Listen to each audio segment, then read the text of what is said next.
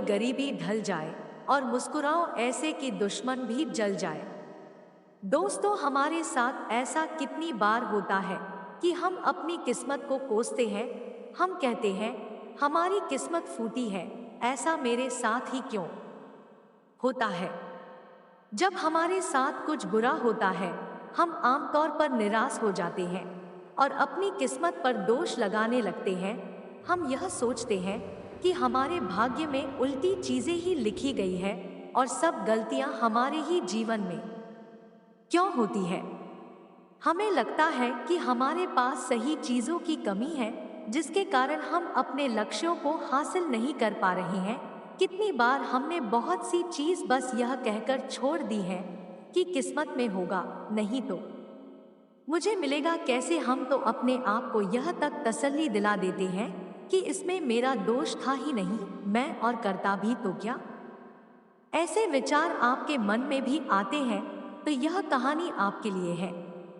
एक दिन एक व्यक्ति महात्मा बुद्ध के पास आया। उसने महात्मा बुद्ध से कहा कि मैं अपनी किस्मत ठीक करवाने आया हूँ। मैं बहुत दुखी रहता हूँ, मैं जो भी करता हूँ वह खराब हो जाता है। मेरी किस्मत मेरा साथ नहीं देती। मैंने सुना है कि आप सभी के समस्याओं का समाधान करते हैं। क्या आप मेरी भी फूटी किस्मत को सुधार सकते हो। महात्मा बुद्ध जी ने कुछ पल उसकी आंखों में देखा और उससे पूछा, यह फूटी किस्मत तुम्हें कहाँ दिखी। तुम्हें ऐसा क्यों लगता है कि तुम्हारी किस्मत फूटी हुई है। उस आदमी ने कहा, मैं जो भी करता हूँ तो वह हो नहीं पाता, तो मेरी किस्मत फूटी ही हुई ना। किसी वक्त मेरे पास सब कुछ था, धन, सुख, आनंद। फिर मेरे माता पिता गुजर गए। जैसे जैसे करके मैंने अपनी खुद की परवरिश की। मैंने जिससे सच्चे मन से प्रेम किया, उस प्रेमिका ने किसी और से विवाह कर लिए। मैंने एक छोटा सा व्यापार शुरू किया तो जी मित्र के साथ मैंने वह व्यापार शुरू किया। वह मेरा व्यापार ही हड़प बैठा।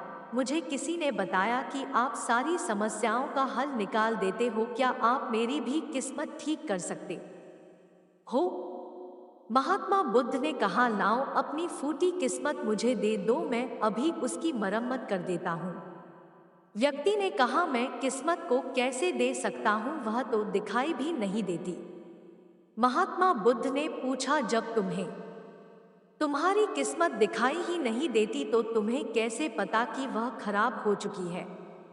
उस व्यक्ति ने सोचकर उत्तर दिया, नहीं, मैंने कभी ऐसा नहीं देखा कि मेरी किस्मत सचमुच खराब हो चुकी हो। व्यक्ति ने कहा, मेरी किस्मत खराब है तभी तो मेरे साथ सब कुछ गड़बड़ हो जाता है। मेरे बनाए बनाए कामों पर पानी फिर जाता है।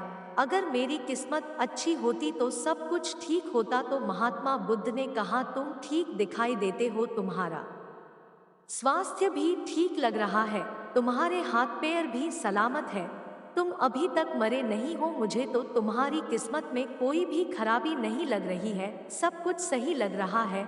अगर किस्मत खराब होती तो तुम बीमार हो जाते, तुम्हारा अंगभंग हो जाता है या तो मृत्यु को प्राप्त हो जाते, लेकिन ऐसा तो कुछ भी नहीं है। फिर तुम क्यों कह रहे हो कि तुम्हारी किस्मत फूटी हुई है। व्यक्ति ने कहा, आप समझ नहीं रहे हैं, मेरे ऊपर बहुत कर्ज है। लोग रोज मेरे घर धमकाने आते हैं, जिनसे मैंने कर्जा लिया है। वे मुझे मारने तक की धमकी देते हैं। मेरा घर भी उन्होंने छीन लिया है, अभी भी वो मेरे पीछे पड़े हैं। तो ऐसे में मैं कैसे कह सकता हूँ कि मेरी किस्मत सही है। महात्मा बुद्ध ने विचार पूर्वक कहा, तो समस्या गंभीर है। व्यक्ति ने उदासीनता के साथ कहा, जी हाँ, अब आप समझे ना कि मैं कितने बड़े दुख से गुजर रहा हूँ। महात्मा बुद्ध ने आवाज में समझाया कि तुम्हारी किस्मत अच्छी है कि तुम जीवित हो इस दुख का सामना करने के लिए, और इस जीवन से ही तुम अपनी समस्याओं का सामना कर सकते हो। व्यक्ति ने कहा, बुद्ध आप नहीं समझ रहे। तब महात्मा बुद्ध ने उससे कहा, समझ तुम नहीं रहे हो, आओ मेरे साथ आओ। महात्मा बुद्ध उस व्यक्ति को अपने साथ पास वाली नदी के किनारे ले गए और कहा, यह देखो इस बहती नदी को। इस नदी में अगर मैं एक पत्ता गिरा देता हूँ तो तुम मुझे बताओ यह पत्ता किस दिशा में बहेगा। व्यक्ति ने कहा, पत्ता तो नदी के बहाव के साथ नदी के दिशा में ही जाएगा। बुद्ध ने कहा, बिल्कुल सही। अब बताओ, पत्ते की किस्मत किसके हाथ में है? व्यक्ति ने कहा, इस पत्ते की किस्मत नदी के हाथ में है, वह जहां चाहे इसे ले जा सकता है। तो महात्मा बुद्ध ने कहा, लेकिन पत्ते तो मेरे हाथ में है, मैं चाहूं तो इसे नदी में डाल सकता हूं और चाहूं तो नहीं। व्यक्ति ने कहा, तो फिर इसकी किस्मत आपके हाथों में है, आप जहां चाहे इसे डाल सकते हैं। महात्मा बुद्ध ने कहा, लेकिन इस पत्ते की किस्मत मेरे हाथ में नहीं है, मैं जितना भी चाहूं इस पत्ते को सूखने से नहीं रोक सकता, यह सूख ही जाएगा और मर जाएगा। जब तक यह पेड़ पर था यह हरा था, इसे ऊर्जा मिल रही थी, लेकिन अब यह पेड़ से अलग हो गया है। अब बताओ, इस पत्ते की किस्मत अच्छी है या बुरी? व्यक्ति ने कहा, अब तो इसकी किस्मत बुरी है, क्योंकि अभी अपने पेड़ से अलग हो गया है और ज्यादा दिन जीवित भी नहीं रह पाएगा, धीरे धीरे सूख जाएगा। महात्मा बुद्ध ने कहा, अभी ये मरा नहीं है, अभी भी ये जीवित है, और लाभ यह है कि अभी यह पत्ता वह सब कुछ कर सकता है जो वह पेड़ से लगे रहकर नहीं कर सकता था।